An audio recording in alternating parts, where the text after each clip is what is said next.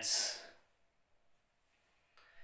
आज हम बात करते हैं भारतीय इतिहास में आर्यों के बारे में या वैदिक या आर्यकालीन संस्कृति के बारे में।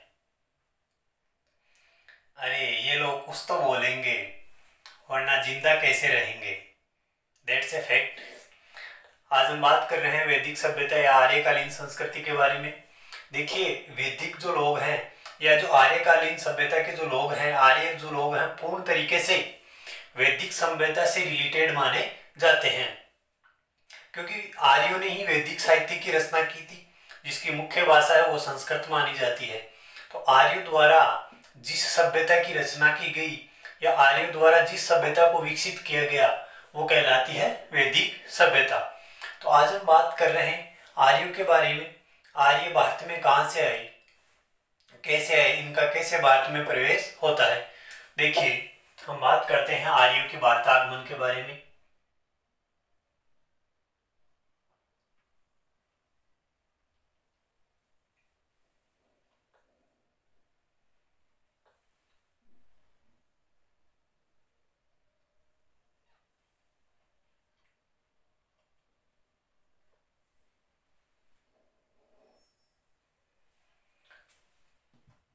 प्राचीन भारत में हम बात करें तो देखिए, ये है सप्त सिंधु प्रदेश। इसको बोला जाता है सप्त सिंधु प्रदेश। सर्वप्रथम आर्य भारत में यहीं से उत्तर पश्चिमी भारत की तरफ से ही आए थे और वो आए थे सप्त सिंधु प्रदेश में। इससे पहले हम बात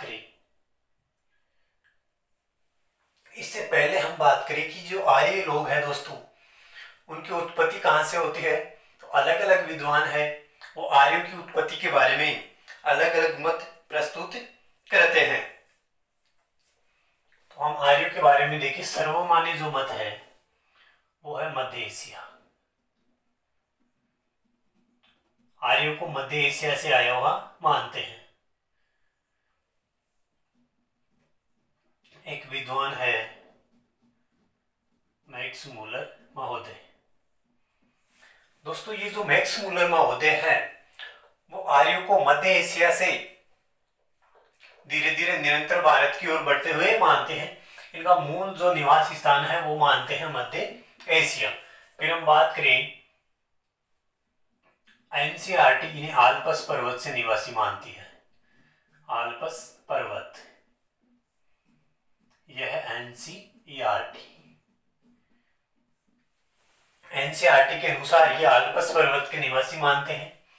फिर हम बात करें ध्रुवीय प्रदेशों या ध्रुवीय प्रदेशों के निवासी। ध्रुवीय प्रदेशों के निवासी इन्हें मानते हैं लोकमान्य तिलक। एक विद्वान है एलडी कल्प, जो मानते हैं इन्हें जम्मू और कश्मीर के निवासी। एलडी कल्प। दयानंद सरस्वती जो मानते हैं वो मानते हैं इन्हें तिब्बत के निवासी, या तिब्बत को इन्होंने आर्यों का देश बताया। तो आर्यों से संबंधित अलग अलग विद्वानों ने अलग अलग मत प्रस्तुत किए हैं। सर्वमान्य मत हम देखते हैं वो है मैक्स मूलर महोदय का। ये जो लोग हैं वो आए हैं मध्य एशिया से। देखिए, आर्य लोग हैं वो मध्य एशिया से भारत आते हैं सर्वप्रथम सप्त सिंधु प्रदेश में। और सप्त सिंधु प्रदेश में 7 नदियां बहती है, सिंधु, सरस्वती, झेलम, चिनाब, रावी, व्यास और सतलज। इन 7 नदियों के किनारे सिंधु, सरस्वती,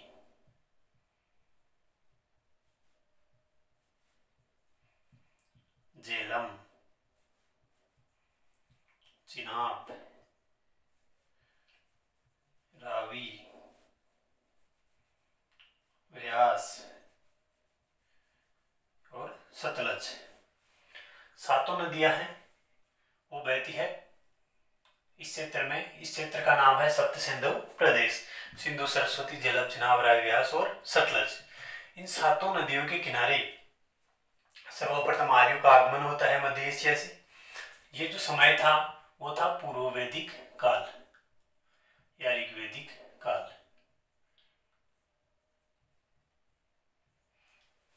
वैदिक जो सभ्यता है दोस्तों दो पार्टों में चलती है। पहले इसका पार्ट चलता है पूर्व वैदिक या उत्तर वैदिक, दूसरा पार्ट चलता है इसका उत्तर वैदिक काल। वैदिक सभ्यता का पहले वीडियो अपलोड किया हुआ है, आप लोग देख सकते हैं। ये जो काल था वो था पूर्व वैदिक काल का समय। ये समय था दोस्तों 1500 बीसी से 1000 बीसी के मध्य। पूर्व वैदिक काल में आर्य लोग आते हैं, वो सप्त सिंधु प्रदेश में आते हैं, यहाँ कृषि और पशुपालन करते हैं। धीरे धीरे यहाँ से ये लोग निरंतर आगे बढ़ते हुए जाते हैं और ये लोग जाते हैं यहाँ गंगा यमुना दोआब क्षेत्र में।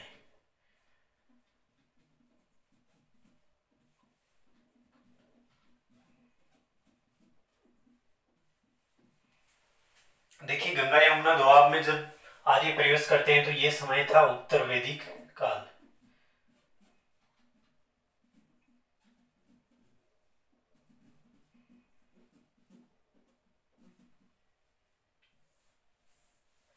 उत्तर वैदिक काल के समय डायरेक्ट क्वेश्चन भी बनता है एग्जाम में।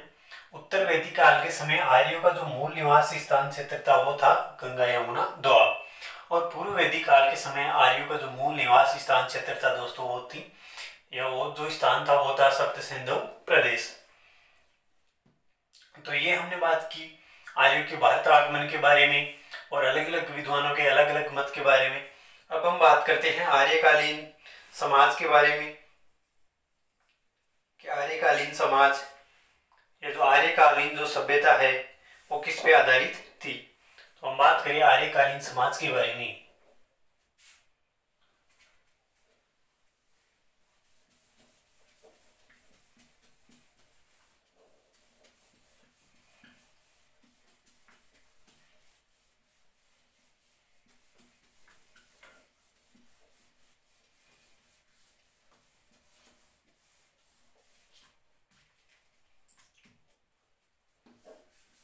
देखिए आर्यकालीन समाज है वो था पितृसत्तात्मक समाज। आर्यों का जो समाज है जो परिवार था दोस्तों वो था पितृसत्तात्मक।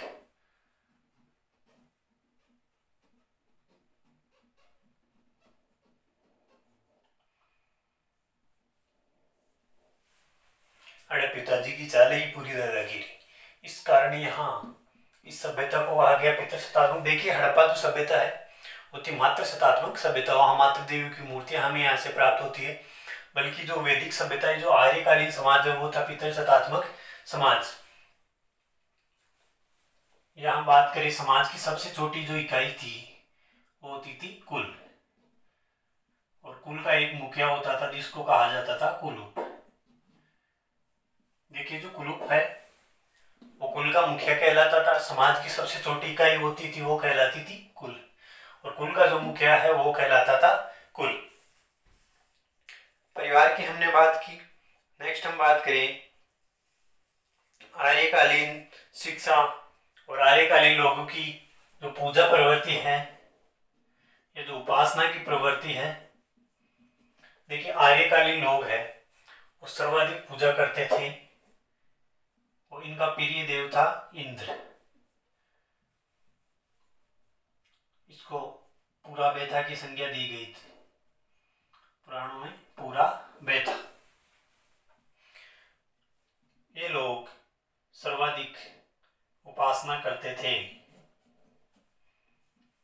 प्रकृति की उपासना।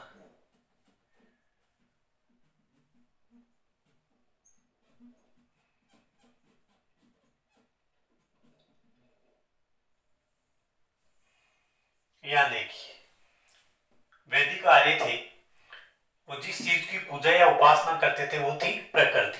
अब प्रकृति में ये लोग वायुमंडलीय चीजें जिसमें अग्नि, अरुण, वरुण, बृहस्पति, इंद्र, जितने भी जो देव हैं वो प्रकृति से संबंधित जो चीजें हैं उनकी पूजा, उनकी जो पूजा स्थल है या जो उनकी पूजा है उन्हीं में विश्वास रखते थे वैदिक आर्य लोग। तो ये हमने बात की वैदिक आर्यों की कुछ समाज और कुछ पूजा उपासना इन चीजों के बारे में। आगे हम बात करें वैदिक सभ्यता की जो अर्थव्यवस्था है वो किस पर आधारित थी। तो ये हम देखते हैं वैदिक सभ्यता की जो अर्थव्यवस्था है वो कृषि और पशुपालन पर आधारित है। सिंधु घाटी सभ्यता में हम बात करें तो सिंधु घाटी सभ्यता की जो अर्थव्यवस्था है वो है व्यापार आधारित अर्थव्यवस्था। देखिए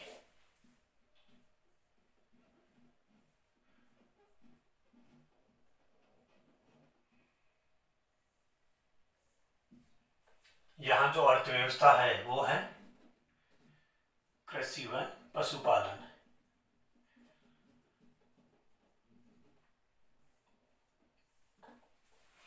आर्यों की जो अर्थव्यवस्था मानी जाती है वो कृषि और पशुपालन।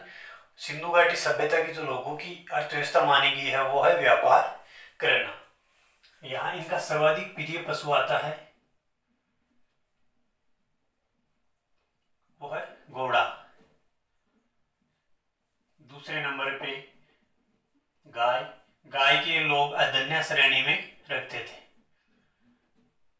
अदन्य श्रेणी में यहाँ कोई गाय को मारता है तो उसके लिए कठोर कारावास की सजा भी दी जाती थी।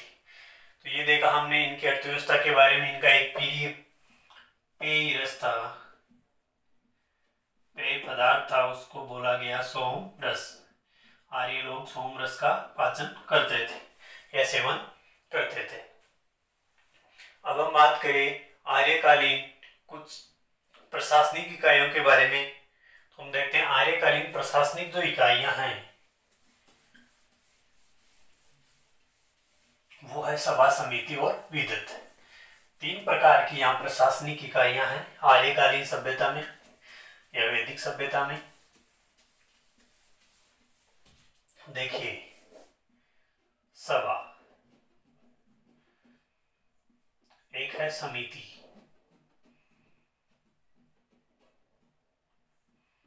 एक है विद्वत।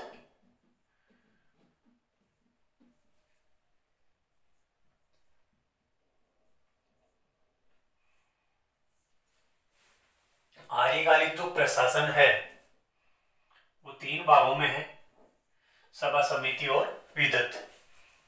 यह है उच्च वर्ग की संस्था या उच्च वर्ग संस्था। देखिए सभा में जो उच्च वर्ग की जो सभा है या जो उच्च वर्ग की संस्था है, इसमें आते हैं राजा व मंत्री परिषद। राजा और मंत्री परिषदों को शामिल किया गया सभा में। नेक्स्ट इनकी जो प्रशासनिक इकाई आती है वो है समिति। अब समिति को कहा गया पूर्व वैदिक काल की महत्वपूर्ण समिति, पूर्व वैदिक काल की संस्था। यहाँ एक कर था बलि कर, स्वैच्छिक इच्छा पे आधारित एक कर लिया जाता था बलि कर। इस समय था वो स्वैच्छिक। यहाँ का जो मुखिया है वो कहलाता था ईशान। देखिए यहाँ का जो मुखिया है वो है ईशान। समिति का एक अध्यक्ष होता था वो कहलाता था ईशान। विद्वत है वो है उत्तर वैदिक काल की संस्था, उत्तर वैदिक काल की महत्वपूर्ण संस्था।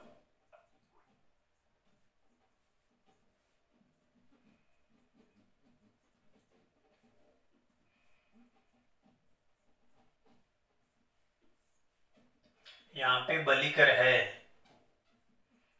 वो कर दिया गया अनिवार्य। तो ये हमने बात की वैदिककालीन या आर्यकालीन प्रशासन के बारे में।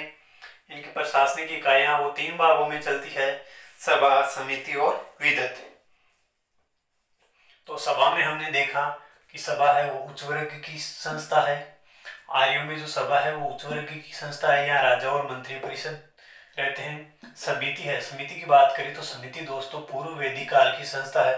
देखिए वैदिक काल है वो 2 पार्टों में चलता है, मैंने बताया है। एक चलता है उत्तर वैदिक काल,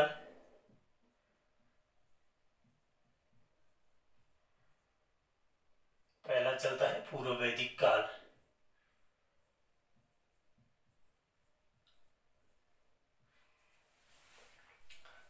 ये जो समिति है वो पूर्व वैदिक काल की संस्था या पूर्व वैदिक काल की जो महत्वपूर्ण संस्था है वो है समिति। यहाँ एक कर लिया जाता था बलि कर। ये बलि कर यहाँ स्वैच्छिक होता था। इसके अतिरिक्त यहाँ एक इसका अध्यक्ष होता था समिति का, वो कहलाता था दोस्तों ईशान। हम बात करते हैं उत्तर वैदिक काल में। उत्तर वैदिक काल की जो महत्वपूर्ण संस्था है वो है विदत। विदत को उत्तर वैदिक काल की महत्वपूर्ण संस्था कहा गया और यहाँ पे ये बलि कर महत्वपूर्ण कर दिया गया। यह आर्यकालीन प्रशासन की मुख्य जो बातें हैं वो हमने समझने का प्रयास किया है। थैंक्स दोस्तों।